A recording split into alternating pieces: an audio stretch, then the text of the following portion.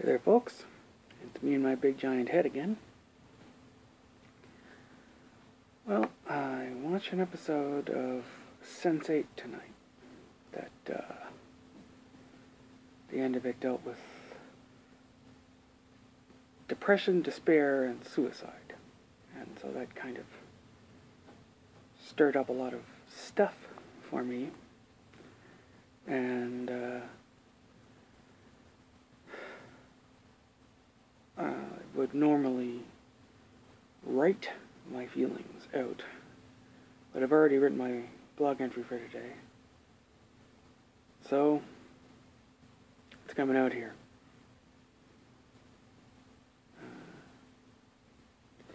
In the show, there's a character that has lost his boyfriend for what to me seems like stupid, arbitrary reasons, but anyway. And it's driving him to despair. And at the end of the episode,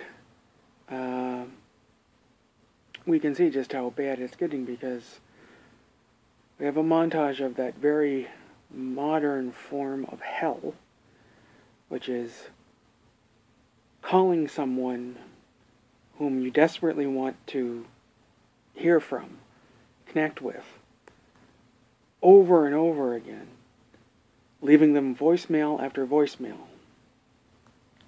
and not getting any reply till their voice mailbox is actually full. And then you don't even have that outlet anymore. So, yeah, we kind of go with him on his downward trip, and at the end of the episode he tries to commit suicide, but it turns out the gun is one of those novelty lighter kinds, which is ridiculous. I mean, if he owns it, wouldn't he know it was a trick? What, did he just think a live gun was lying around? But anyway. And as some of you know, but many of you don't, because I don't usually bring my angst to the YouTube part of my output, I suffer from depression. I have for 20 years now. I've been suicidal. I've had days when I wanted to just walk into traffic. Just find a busy seat and then just close my eyes and walk out. Fate would decide what the fuck happened to me. I just didn't give a shit anymore. I just wanted the pain to stop. I just wanted to not have to deal with my own stupid existence anymore. I wanted to get away from myself in the most permanent way possible. That's how much I hated myself. Couldn't stand to be around myself. And luckily that was a while ago. That was like 8 years ago. Oh no, more than that actually, more like 12. But, well, I don't think that's the sort of thing you ever completely heal from. You've been in territory that, thank God, most people will never enter.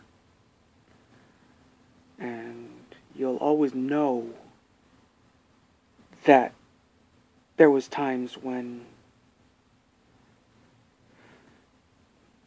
basically you weren't safe to be around yourself.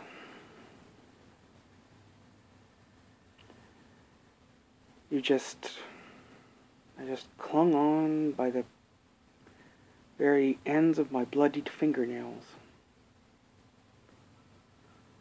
To be honest, I think the only thing that kept me alive was that depression also makes it hard for you to make plans and robs you of your motivation. So I thought about suicide, but I really didn't have the wherewithal to actually execute it. It was a long time In fact, where I just really did not care whether I lived or died. I could take life or leave it. And that was a good day. And so, this episode of Sense8, which, by the way, I still absolutely love. I've watched 9 episodes now, and it just keeps being amazingly high quality and incredibly gripping. I am wrapped from beginning to end, just absolutely hooked.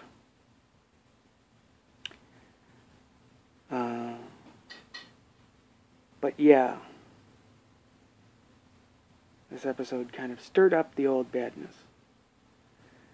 Overall, that's actually a good thing, because I suffer, like a lot of North American males, from some serious emotional constipation. And whatever gets things flowing, even if it's extremely unpleasant at the time, can only do me good.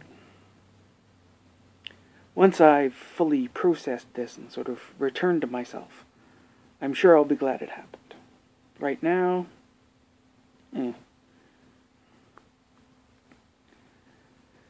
hard to imagine there's a disease that can override your survival instinct. What's up with that, evolution? Anyhow, I'm beginning to ramble. I got out what I wanted to get out. I will talk to you nice people again tomorrow. Bye-bye.